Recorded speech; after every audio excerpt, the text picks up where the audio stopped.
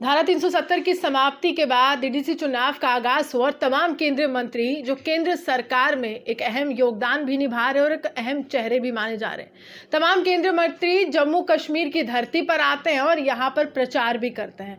कहते हैं कि केंद्र की नीतियां हमने आप तक पहुंचाई हैं और हम जानते हैं कि वोटों का रुझान जो है हमारे पक्ष में होगा। वहीं ये जो डीडीसी चुनाव थे, जहां तक भी देखा गया, गुपकार डिक्लेरेशन वर्सेस भाजपा बन चुके थे और दूसरी ओर निर्दलीय उम्मीदवार जो कहीं ना कहीं किसी राजनीतिक दल से अपना दामन छुड़ा चुके थे, वो काफी ज्यादा रोषित थे और कह रहे थे कि हमें राजनीति में आना है लेकिन नेतृत्व की बहुत जरूरत है जो हमारा राजनीतिक दल हमें नहीं दे रहा है। अदिति जी मेरे साथ, इनसे जानने की कोशिश करेंगे कि किस तरह से यहाँ पर राजनीतिक समीकरण डीडीसी चुनाव के नतीजों के बाद बदलने वाले हैं और किस तरह से जो चेहरे काफी ज्यादा दिग्गज माने जा रहे थे भाजपा के, जहां पर जो पूर्व मंत्री हैं वो भी हारे हैं और निर्दलीय उम्मीदवार बिल्कुल सबके समक्ष आए हैं जीत का परचम लहराते हुए। क्या लगता है कि डीडीसी चुनाव किसकी असलियत दिखा रहा है? देखिए, डीडीसी चुनाव ने ये दिखाया है कि जनता अब अपने कैंडिडेट को देखेगी। जनता ये देखेगी कि हम जिसे चुन रहे हैं वो हमारे लिए है या नहीं, वो हमारे लिए काम करता है या नहीं, और उसका अपना एजेंडा क्या है, उस एजेंडा में उसकी जनता है जो उसको वोट दे रही है या नहीं है। तो जनता ने इस चीज़ को सपोर्ट किया है। एंड सेकेंडली मैं ये कहूँगी कि जो भाजपा के खासकर जो भी जीते हैं हमारे प्रत्याशी, उनको तो मैं कहूँगी कि बहुत बहुत बधाई है। और मुझे लगता है कि वो मतलब जिस तरीके से जम्मू कश्मीर में इस वक्त मुखालफत हो रही थी, बहुत सारी इश्यूज़ थे जिनकी वजह से लोग सड़कों पर हैं, फार्मर्स आज सड़क पर बैठे हैं, तो ऐसी बहुत सारी बातें हैं। लेकिन इस बात को, इसके बावजूद अगर वो लोग आए हैं तो मैं कहूँगी कि उनकी खुद की फेस वैल्यू और ऑफ कोर्स मोदी जी की बात तो मैं कहूँगी हमेशा ही। लेकिन जो बाकी जो लोग आए हैं, चाहे वो इंडिपेंडेंट हैं या किसी और पार्टी के भी, मैं उनका भी सम्मान करती हूँ, क्योंकि ये जनता की भावनाओं का सम्मान करना होता है। और जनता ने सिर्फ और सिर्फ ये देखा है कि हमारे लिए कौन कहाँ पर खड़ा होगा। तो इस बात को देखते हुए मैं कहूँगी कि अभी मुझे लगता है कि भाजपा को बहुत ज़्यादा मेहनत करनी पड़ेगी और हमारे जो यहाँ के जो स्थानीय जो लीडर्स हैं उन्हें बहुत ही ज़्यादा मेहनत करनी पड़ेगी, क्योंकि क्रोनोलॉजी अगर हम देखते हैं तो मैं कहूँगी 280 सीट्स में से 74 सीट्स मुझे लगता है कि आधे से भी बहुत आधा तकरीबन होता है। तो मैं नहीं समझती इसमें कोई हमारी जीत ऐसी, मैं बहुत बड़ी प्रचंड जीत तो मैं नहीं कहूँगी। इसमें यह है कि हमें बहुत कुछ सीखना पड़ेगा और सीखकर हमें आगे का भाजपा काफ़ी ज़्यादा खुश है, वो खेमे में खुशी है, जश्न है कि चलिए हमने कहीं ना कहीं गुपकार डिक्लेरेशन को जवाब दे दिया, सिंगल लार्जेस्ट पार्टी बनकर। उनका ये तर्क है कि वो 7 पार्टियां हैं, हमारी अकेली है और हमने जो है यहाँ पर वोट शेयर भी ज़्यादा पाया और कहीं ना कहीं सीटें हमारी उनसे ज़्यादा है। देखिए, सीट सिर्फ हमारी 6 सीटें ज़्यादा हैं खाली एनसी से, और वो एनसी वो पार्टी है जिसको हम अंदर कर चुके थे। अभी आज तक वो बाहर निकलकर उसको मौका नहीं मिला था काम करने का, और बाकी पार्टीज़ भी ऐसी हैं। लेकिन मैं वही कहूँगी कि आज हमारे को जहाँ हम नहीं आए हैं वहाँ क्यों नहीं आए हैं, और अगर हम आए हैं तो अगर हम असेंबली सीट्स की बात करते हैं तो हम कितनी असेंबली सीट्स ले पाए हैं? सिर्फ 6 या 7। अब बहुत ज़्यादा अगर मैं बात करूँ, चलो 7 सीट्स अगर हम लाए हैं, अगर कठुआ की, सांबा की, जम्मू की और डोडा की सीट की भी बात करें, हालांकि वहाँ पर हमारे एक्स एमएलए हार गए हैं। और मतलब ये और सीट्स की बात करूँ तो 6-7 सीट्स पर आते हैं। तो 87 सीटों में से हम सिर्फ 6 या 7 सीट पर हैं। आज भाजपा सिर्फ 6 या 7 सीटों पर है असेंबली सीट्स की अगर बात करें, तो बाकी 87-80 सीटें कहाँ हैं? तो इन सीट्स के ये भी सवाल है कि ये श्रेय आप किसको दे रही है, केंद्र नेतृत्व को दे रही हैं या स्थानीय नेतृत्व को दे रही है? देखिए, बिल्कुल ये स्थानीय जो नेता है हमारे, जो हमारे स्टेट के जो पॉलिटिकल लीडर्स हैं, जाहिर सी बात है ये मैं यही कहूँगी कि ये उन्हीं की जो उन्होंने कार्य प्रणाली, अगर उनकी बात की जाए तो आज लोग सिर्फ यही कहते थे कि आपने क्या किया। हम लोग कहते थे, मैं ये भी कहूँ कि हर जगह जाकर हमने कहा कि मोदी जी ने ये किया, मोदी जी ने, यहाँ तक कि जो बाहर से भी हमारे दिल्ली से जो लोग आए थे उन्होंने भी यही कहा। उनके भाषणों में आपने एक ही बात देखी थी कि 370 हटा दिया, 35A हटा दिया। तो हम इन बातों पर उन्होंने भी ज़्यादा स्ट्रेस किया। लेकिन जब लोगों ने ये पूछा कि आप ये बताइए कि हमारे जो MLAs आपने हमें दिए थे उन्होंने क्या किया, या जम्मू कश्मीर के जो नेता हैं उन्होंने क्या किया, तो वहाँ पर कहीं ना कहीं हमेशा हम नहीं बोल पाए।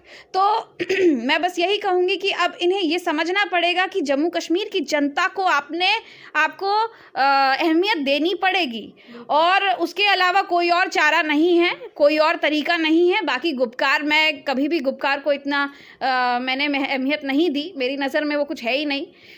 लेकिन भाजपा में तो पड़ेगा अगर आपकी नज़र में कुछ नहीं है, लेकिन कश्मीर में बहुत कुछ है। देखिए, वो मैं कहूँगी कि हमारी नाकामयाबी है। आप भी कश्मीर गई थे दीदी जी, मेरे को याद है, आपने प्रेस वार्ता की, हमने भी बातचीत की आपसे।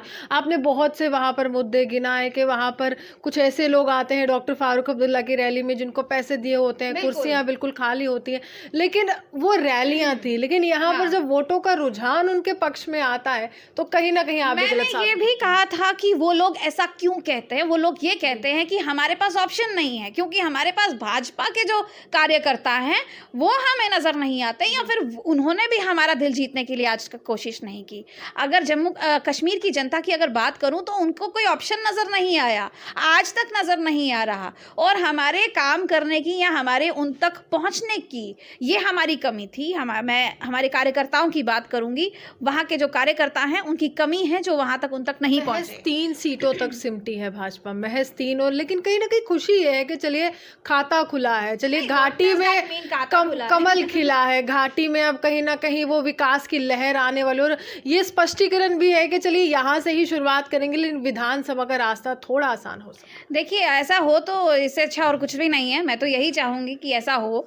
बाकी खाता खुला है इज़ लाइक ओके फाइन, बहुत अच्छी बात है। मैं तो फिर भी उनको बधाई दूंगी जो 3 लोगों ने जीता है, मैं उनको बधाई देती हूँ इस चीज़ के लिए।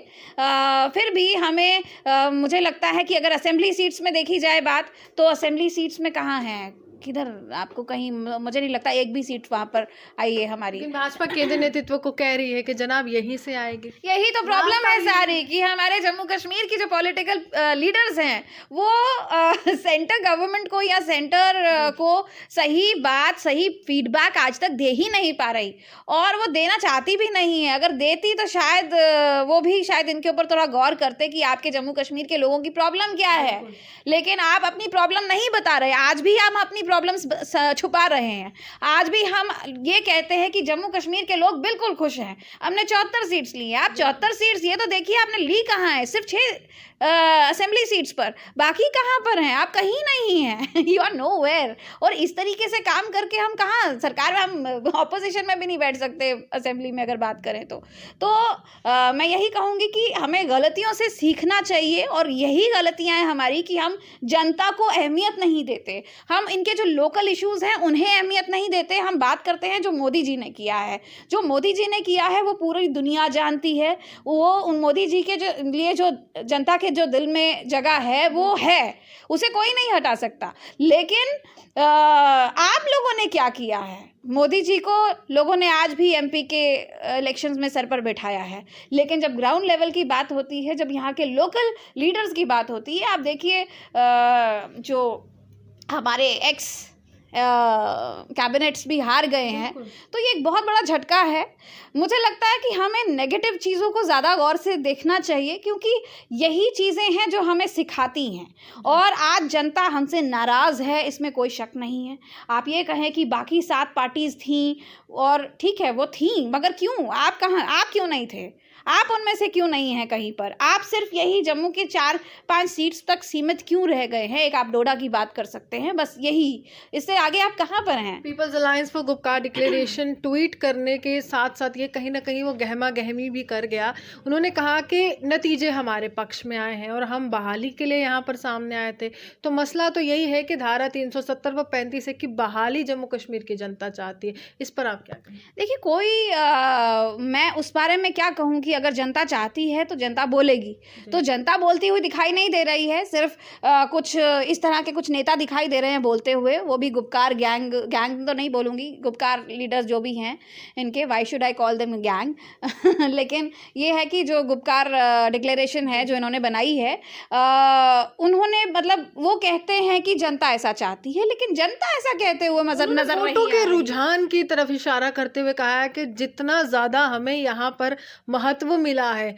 बेशक 7 पार्टियां एक साथ आई थी, लेकिन एक कोलैबोरेटिव एफर्ट था और वहां पर गुपकार डिक्लेरेशन को वो मत मिला है और गुपकार डिक्लेरेशन की सीटें ज़्यादा हैं। उन्होंने वो कहा है कि ज़्यादा मेजॉरिटी हमारे पक्ष में और मेजॉरिटी यही कहते हैं कि 370 वापस। देखिए, ये मैं फिर कहूँगी कि उनकी कामयाबी नहीं, ये हमारी नाकामयाबी है कि हमारा आउटरीच जो पब्लिक तक होना चाहिए था वो हमारा नहीं रहा, वो हमारे जो लोकल नेता हैं वहाँ के वो नहीं रहे, और इस वजह से जो आगे ही होता रहा है, पहले से होता रहा है, वो आज भी वहाँ पर हुआ है।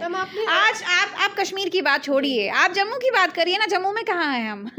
जम्मू में कहाँ है? 37 सीटों में से अगर हम 6 सीटें ले रहे हैं, अगर हम असेंबली की बात करें तो हम यहाँ तक सीमित हैं, तो बाकी सीट्स पर तो हम हैं ही कहीं नहीं। आपने पूर्व मंत्री की बात की कि पूर्व मंत्री को हराया गया एक निर्दलीय उम्मीदवार के द्वारा, लेकिन जब हमने उनसे बात की, उन्होंने कहा कि केंद्र सरकार का जो कानून है, कृषि कानून, ये उसका विरोध है, ये उसका जवाब है केंद्र सरकार।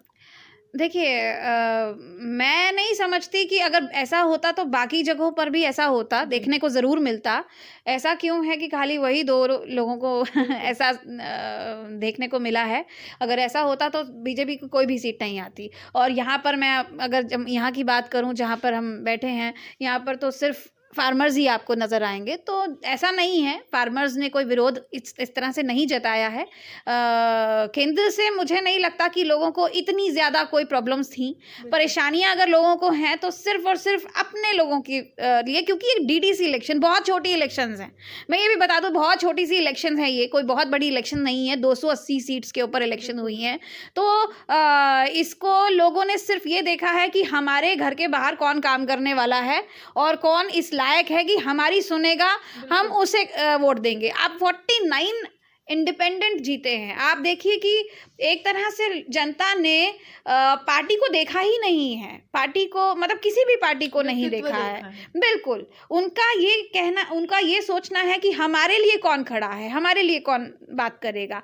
मैं यही बात हमारे भाजपा के जो प्रत्याशी जो रहे हैं उनके लिए भी यही कहूँगी, कई लोगों ने सिर्फ फेस वैल्यू देखी है अपने प्रत्याशी की और उनके साथ वो चले हैं। तो दिस वे आई थिंक कि मैं फिर कहूँगी कि सिर्फ ये सीखना होगा हमारे लोकल लीडर्स। कितनी आसान है राह, कितनी आसान है भाजपा की यहाँ से विधानसभा की ओर? देखिए, विधानसभा के लिए मुझे नहीं लगता कि अभी तक हम तैयार हैं, क्योंकि अगर इस तरह से जो क्रोनोलॉजी अभी तो बन रही है इसके अकॉर्डिंग तो वी स्टैंड बहुत साइड पर।